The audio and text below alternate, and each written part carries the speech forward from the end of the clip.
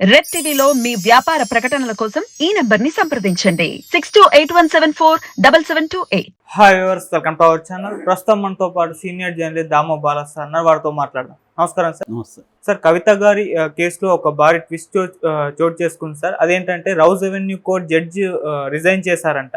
అసలు ఆయన ఎందుకు రిజైన్ చేసినట్టు, మరి కేసులో అటు కవిత గారికి కూడా భారీ జైలు శిక్ష పడే అవకాశం ఉంది అని చెప్తున్నారు. కేజ్రీవాల్ని అరెస్ట్ చేసే ఛాన్స్ ఉంది అని అంటున్నారు. అసలు ఏం జరగబోతుంది సార్ అంటారు?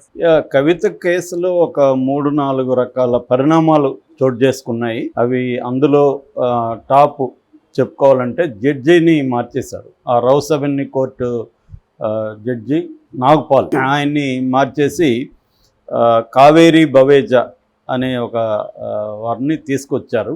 సో దీనివల్ల కవితకి నష్టమా లాభమా అనేది ఎవరు చెప్పలేని పరిస్థితి. ఎందుకు సడన్గా మార్చారు అంటే కూడా చెప్పలేము. But Delhi high court judicial services పరిధిలో మొత్తంగా 26 మందిని చేంజ్ చేశారు.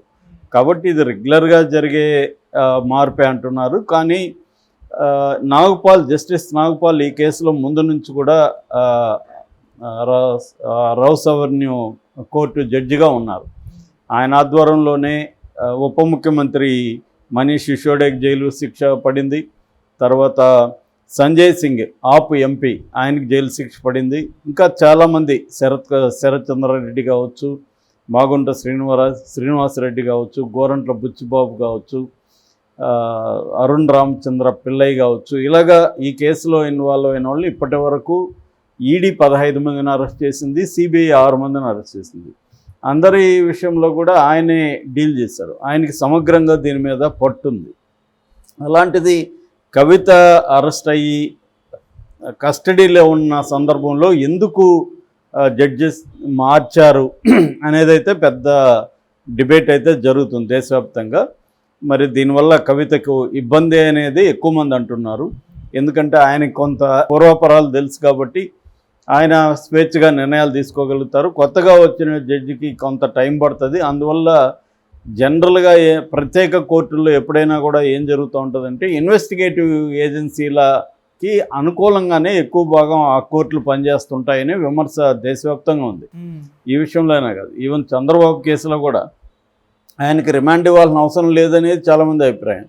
కానీ కింది కోర్టులు జనరల్గానే ఇన్వెస్టిగేటివ్ ఏజెన్సీలకి అనుకూలంగా ఉంటాయి. ముఖ్యంగా ప్రత్యేక కోర్టులు అయితే అలాగే పనిచేస్తుంటాయి. మనం ఏమన్నా కోడికత్తి కేసులో కూడా చూసాము.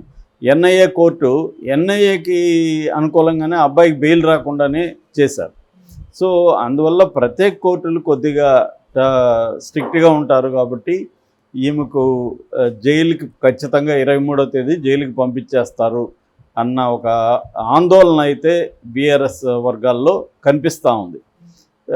సో ఇక రెండో పరిణామం, కవిత సుప్రీంకోర్టులో ఒక రిట్ పిటిషన్ వేసింది. బట్ అది ఎప్పుడు విచారణకు వస్తుంది, 23 లోపల వస్తుందా రాదా అని ఒక భయం అయితే ఉంది. నిన్న కపిల్ సిబాల్కి ఏదో పని ఉండడం వల్ల అది పోస్ట్ పోన్ అయిందని చెప్తున్నారు. దాని తర్వాత విచారణకు ఎప్పుడు వస్తుందని తెలీదు. అయితే ఆమె ఏం చెప్తుందంటే ఎఫ్ఐఆర్లో నా పేరు లేదు, ఛార్జ్షీట్లో నా పేరు లేదు, 2-3 ఛార్జ్షీట్లలో కూడా లేదు. 2022లో నన్ను 7 గంటలు విచారించారు, అప్పుడు కూడా నా పేరు ఎక్కడ చేర్చలేదు. సో ఇప్పుడు సెక్షన్ 19(1) నాకు వర్తిస్తుందని చెప్తున్నారు. నిజానికి సెక్షన్ 19 అనేది మహిళలకు వర్తించదనేది ఇంతకుముందు కూడా చెప్పారు. సో ఇది మీరు గుర్తుపెట్టుకొని, ఇది గమనంలోకి తీసుకొని ఈ కస్టడీని అరెస్టును రద్దు చేయండి అని సుప్రీంకోర్టులో కవిత పిటిషన్ వేశారనమాట. సో మరి ఏం జరుగుతుందనేది అక్కడ చూడాలి. ఇక మూడవది, కవిత తన బంధువుల్ని, ఫ్యామిలీ మెంబర్స్ని, అంటే తన పిల్లల్ని, కొడుకులిద్దరిని, తర్వాత తల్లిని, సిస్టర్స్ని చూడాలని నేను కలవాలి, అందుకు పర్మిషన్ ఏంటని రౌస్ అవెన్యూ కోర్టులు పిటిషన్ వేస్తే నాగ్పాల్ గారు కవితకు సిస్టర్స్ వాటిలో పర్మిషన్ ఇవ్వలేదు, కానీ కొడుకుల్ని తల్లిని కలవడానికి పర్మిషన్ ఇచ్చారు. వాళ్ళు ఈరోజు కలిసే అవకాశం ఉంది. జనరల్గా ఈవినింగ్ 6 to 7 ఆ టైంలో కవితని బంధువులు కలవడానికి పర్మిషన్లు ఇస్తున్నారు. అయితే ఎక్స్ట్రాగా కలవాలనుకున్నప్పుడు కోర్టు నుంచి పర్మిషన్ లేకుండా మేము కలవడానికి వీల్లేదని చెబుతున్నారు. ఈ నేపథ్యంలో ఇంకొక భయాందోళన కూడా ఉన్నాయి. ఎందుకంటే ఈమె భానుప్రియ మీనా ఆమె నోటోరియస్ టార్చర్ చేయడంలో గతంలో కూడా సంజయ్ సింగ్ ఆరోపించాడు. ఆప్ ఎంపీ తన సాక్షులంతా కూడా ఆమె భయంకరంగా కొడుతుంది, అబ్యూజ్ చేస్తుంది, దారుణంగా ప్రవర్తిస్తుందని. అట్లాగే ఈవెన్ వైసీపీకి సంబంధించిన శరత్ చంద్రారెడ్డి, అరబిందో ఫార్మా దాంట్లో వాళ్ళది ట్రైడెంట్ యాంబర్స్ అని ఉంది. దానికి సంబంధించిన CEO చందన్ రెడ్డిని కూడా ఆమె కొట్టిందని, ఆమె ఏ స్థాయిలో అతన్ని టార్చర్ చేసిందంటే ఒక చెవు పనిచేయట్లేదంట, ఆ స్థాయిలో అతన్ని కొట్టింది. అలాగా ఈమె కానీ ఇంకొంతమంది ఈడీ ఆఫీసర్లు ఈ కేసులో ఉండే వాళ్ళని కొట్టి, శరత్ చంద్రారెడ్డి కావచ్చు, మాగుంట రాఘవరెడ్డి కావచ్చు, తర్వాత దినేష్ అరోరా కావచ్చు, ఇలాగా చాలామందిని కొట్టి ఆమె కానీ వాళ్ళు కానీ సో వాళ్ళను అప్రూవల్గా మార్చేశారు. ఆ అప్రూవల్గా మార్చి ఏమాత్రం సాక్ష్యాలు లేకపోయినా కవిత మీద ఓన్లీ అప్రూవర్స్ చెప్పిన వాంగ్మూలాన్ని బేస్ చేసుకొని అరెస్ట్ చేశారు. సో అప్రూవర్లు ఎలాగ ఉంటారు, మనం వివేకానంద రెడ్డి కేసులో చూసాం, మనోడు ఎలా తయారయ్యాడో చూసాం, దస్తగిరి. సో అట్లాగా ఏంటంటే అప్రూవర్గా మారడానికి ఈవెన్ వివేకానంద రెడ్డి కేసులో కూడా సిబిఐ వీళ్ళని తీసుకెళ్ళి ఢిల్లీకి తీసుకెళ్ళి 1 month పెట్టుకొని కొట్టారనేది విపరీతమైన ఆరోపణలు వచ్చాయి. ఇక్కడ కూడా సేమ్ ఆరోపణలు. అంటే ఒక నేషనల్ లెవెల్ ఇన్వెస్టిగేటివ్ ఏజెన్సీలు కూడా మోడీ ప్రభుత్వంలో ఎలా పనిచేస్తున్నాయంటే, ఒక గల్లీలో ఉండే పోలీస్ స్టేషన్లో ఎలాగ వాళ్ళు బిహేవ్ చేస్తారో వీళ్ళు అంతకంటే మీ తేడా లేదు. ఒక కంపెనీ CEOనే చెవు పోయిట్గా కొట్టారంటే ఇంకా మామూలు వాళ్ళ పరిస్థితి, దస్తగిరులు, రామయ్యలు వీళ్ళ పరిస్థితి ఏముంటుంది?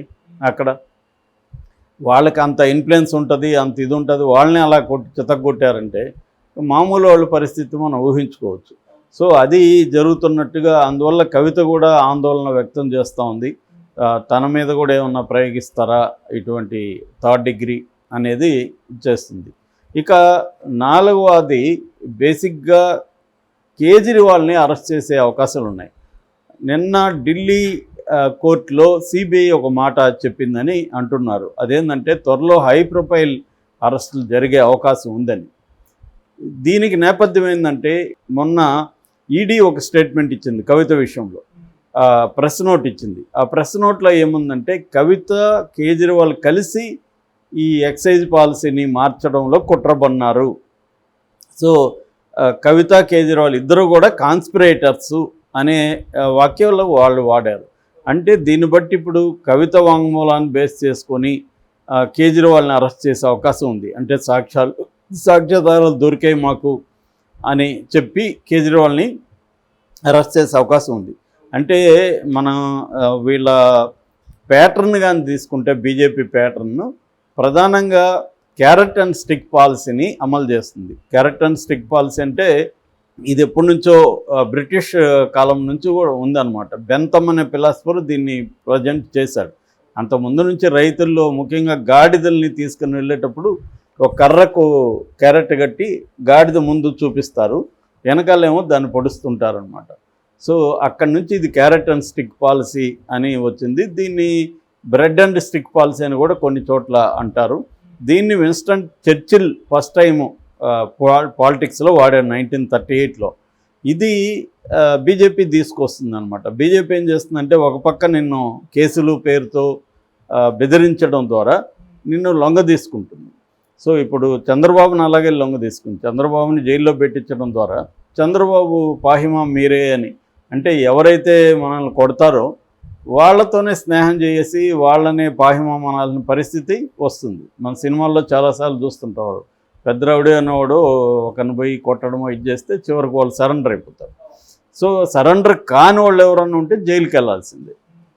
అట్లాగే చాలామందిని జైల్లో కూడా కూర్చోబెట్టింది. అది ఒక పాలసీ. రెండవది, ఎవరు కూడా ఏ పొలిటికల్ పార్టీ కూడా మిస్టర్ క్లీన్ అనే ఇమేజ్ ఉండకూడదు.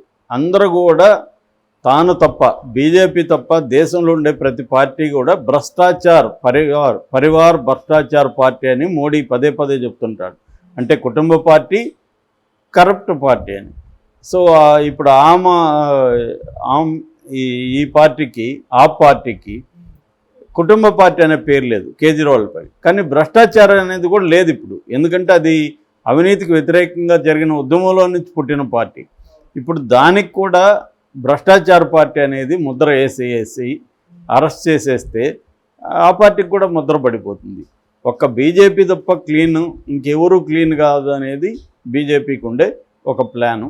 ఆ ప్లాన్ ప్రకారమే కేజ్రీవాల్ని కూడా అరెస్ట్ చేసే అవకాశాలు కనిపిస్తున్నాయి. ఈ మొత్తం ఎపిసోడ్లో కవిత లోతుగా రోజు రోజుకి ఇరుక్కుంటుంది అన్న ఫీలింగ్ అయితే వస్తుంది.